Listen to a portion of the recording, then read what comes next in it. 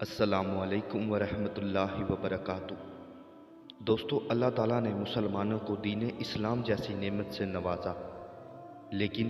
ان کی زندگی کے بہت سے معاملات میں اللہ تعالیٰ نے ان کو آزمایا اور آزما بھی رہا ہے، جس سے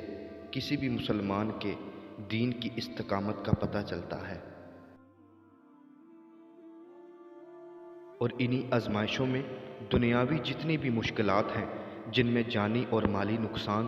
بیماری اور اس کے علاوہ دوسرے معاملات کی جتنی بھی ٹینشنز ہیں، اللہ تعالیٰ اپنے مومن مسلمان کو اس سے آزماتا ہے، یا تو اس کے درجات کو بلند کرتا ہے اور یا اس کے گناہوں کو مٹاتا ہے۔ اور اسی طرح ایک مسلمان کو یہ جاننا بھی بہت ضروری ہے کہ صرف اللہ تعالیٰ، اس کے فرشتوں، رسولوں، کتابوں اور آخرت کے دن پر ایمان ہی کافی نہیں، بلکہ اللہ تعالیٰ ان کو آزمائے گا بھی۔ جیسا کہ اللہ تعالیٰ نے سورۃ عنکبوت کی آیات میں فرمایا، کیا لوگوں نے یہ گمان کر رکھا ہے کہ ان کے صرف اس دعوے پر کہ ہم ایمان لائے ہیں، ہم انہیں بغیر آزمائے ہوئے ہی چھوڑ دیں گے؟ ان سے اگلوں کو بھی ہم نے خوب جانچا، یقیناً اللہ تعالیٰ انہیں بھی جان لے گا جو سچ کہتے ہیں، اور انہیں بھی معلوم کر لے گا جو جھوٹے ہیں۔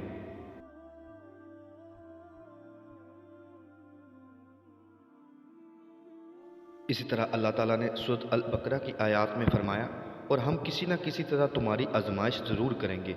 دشمن کے ڈر سے، بھوک پیاس سے، مال و جان اور پھلوں کی کمی سے، اور ان صبر کرنے والوں کو خوشخبری دے دیجیے۔ ان آیات سے ہمیں پتہ چلا کہ اللہ تعالیٰ انسان کو ایمان کے علاوہ بھی مختلف مراحل سے آزماتا ہے، جیسا کہ مشکوٰۃ المصابیح، صحیح بخاری اور صحیح مسلم کے اندر آپ صلی اللہ علیہ وآلہ وسلم نے فرمایا، مومن کو کوئی تکلیف نہیں پہنچتی، نہ تھکاوٹ، نہ بیماری، نہ غم، حتیٰ کہ کوئی فکر بھی جو اسے فکر مند کر دے، مگر اس کے بدلے اس کے گناہوں کو مٹا دیا جاتا ہے۔ اس حدیث سے ہمیں معلوم ہوا کہ بیماری، تھکاوٹ اور حتیٰ کہ ایک فکر بھی، ذہنی ٹینشن بھی انسان کے گناہوں کا کفارہ بن جاتی ہے۔ اور یہ ٹینشن، پریشانی اور بیماریاں اور آزمائشیں تو انسان پر آنی ہیں، جو کہ اللہ تعالیٰ نے پہلے ہی لوح محفوظ پر لکھ دی ہے، اور بجائے یہ کہ ان پر افسوس کرنے کے اور کسی بھی خوشی پر اترانے کے، جیسا کہ اللہ تعالیٰ نے سورۃ الحدید کی آیات میں فرمایا کہ نہ تو کوئی مصیبت دنیا میں آتی ہے، نہ خاص تمہاری جانوں میں، مگر اس سے پہلے کہ ہم اس کو پیدا کریں وہ ایک خاص کتاب میں لکھی ہوئی ہے۔ یہ کام اللہ تعالیٰ پر بالکل آسان ہے، تاکہ تم اپنے سے کسی فوت شدہ چیز پر رنجیدہ نہ ہو جایا کرو اور نہ عطا کردہ چیز پر اترا جاؤ، اور اترانے والے شیخی خوروں کو اللہ پسند نہیں فرماتا۔ ان قرآنی آیات اور احادیث سے ایک کامل مومن کا ایمان اور بڑھ جاتا ہے، جب اسے یہ پتہ چلتا ہے کہ اس پر تمام آزمائشیں، جن میں مصیبت، بیماری اور جانی اور مالی نقصان شامل ہے، حتیٰ کہ ٹینشن بھی، جس کے بدلے اللہ تعالیٰ یا تو اس کے گناہوں کو مٹا دیتا ہے یا اس کے درجات کو بلند کرتا ہے، تو پھر ان تمام آزمائشوں میں صبر کرنا آسان ہو جاتا ہے، اور یہ بھی کہ صبر کرنے والوں کے ساتھ اللہ تعالیٰ ہے۔ پھر اس دنیاوی زندگی کو بھی وہ اہمیت نہیں دیتا، وہ دنیاوی زندگی جس میں جوانی کے بعد بڑھاپا، خوشی کے بعد غمی، عروج کے بعد زوال اور زندگی بعد موت کو آنا ہے، تو پھر ایک کامل مومن اس دنیاوی زندگی جو کہ ایک کھیل تماشا ہے، جیسا کہ اللہ تعالیٰ نے سورۃ الحدید کے اندر فرمایا کہ خوب جان رکھو کہ دنیا کی زندگی صرف کھیل تماشا، زینت اور آپس میں فخر اور غرور اور مال و اولاد میں ایک دوسرے سے اپنے آپ کو زیادہ بتلانا ہے۔ جیسے بارش اور اس کی پیداوار کسانوں کو اچھی معلوم ہوتی ہے، پھر جب وہ خشک ہو جاتی ہے تو زرد رنگ میں اس کو تم دیکھتے ہو، پھر وہ بالکل چورا چورا ہو جاتی ہے، اور آخرت میں سخت عذاب اور اللہ کی مغفرت اور رضامندی ہے، اور دنیا کی زندگی بجز دھوکے کے سامان کے اور کچھ بھی تو نہیں ہے۔ اور اس کے برعکس جو دنیا کی زندگی کو ترجیح دیتے ہیں جو کہ فانی ہے، تو پھر ان آزمائشوں میں ان کے لیے صبر کرنا مشکل ہو جاتا ہے، جیسے کہ سورۃ الاعلیٰ میں اللہ تعالیٰ نے فرمایا، لیکن تم تو دنیا کی زندگی کو ترجیح دیتے ہو اور آخرت بہت بہتر اور بہت بقا والی ہے۔ اس کے علاوہ ابن ماجہ کی احادیث میں جب صحابہ نے آپ صلی اللہ علیہ وآلہ وسلم سے یہ سوال کیا کہ اے اللہ کے رسول سب سے سخت مصیبت کس پر آتی ہے؟ آپ نے فرمایا نبیوں پر، پھر جو ان کے بعد سب سے افضل ہیں، پھر جو ان کے بعد افضل ہیں۔ بندے پر اس کے دین کے مطابق آزمائش آتی ہے، اگر وہ اپنے دین اور ایمان میں مضبوط ہو تو اس کی آزمائش بھی سخت ہوتی ہے، اگر اس کا ایمان نرم ہو تو اس کے ایمان کے مطابق آزمائش آتی ہے۔ بندے پر آزمائش اور مصیبت آتی رہتی ہے، حتیٰ کہ اسے ایسا کر کے چھوڑتی ہے کہ وہ زمین پر چل پھر رہا ہوتا ہے اور اس پر کوئی گناہ باقی نہیں ہوتا۔ اس احادیث سے ہمیں پتہ چلا کہ اس دنیا میں سب سے زیادہ مصیبتیں، آزمائشیں انبیاء کرام پر آتی ہیں، اور اس دنیا کی سب سے عظیم ہستی امام الانبیاء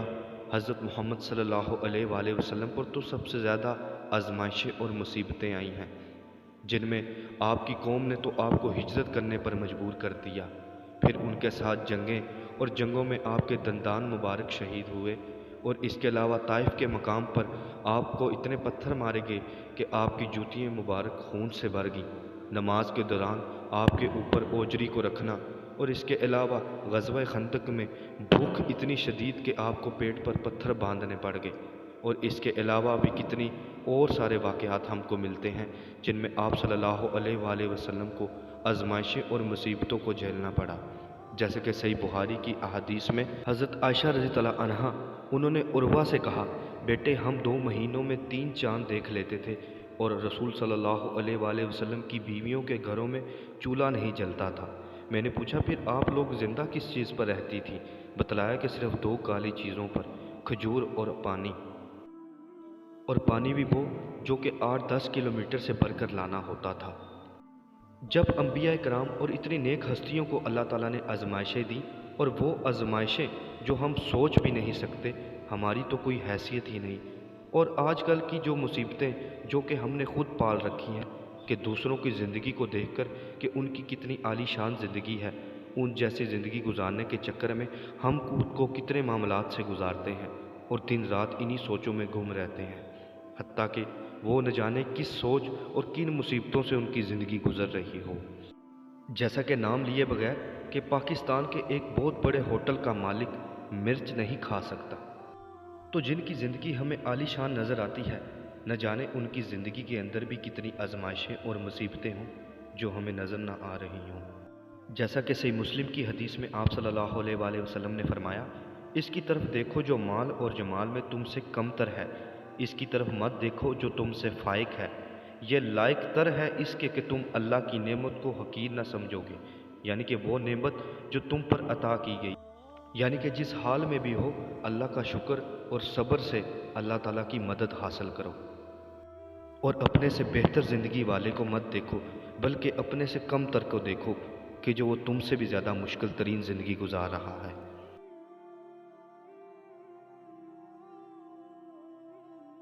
اللہ تعالیٰ ہمیں اپنے دین کو سمجھنے، اس پر عمل کرنے اور دوسروں تک پہنچانے کی توفیق عطا کرے، اور آزمائشوں میں صبر اور اللہ تعالیٰ کا شکر ادا کرنے والا بنائے۔ السلام علیکم ورحمۃ اللہ وبرکاتہ۔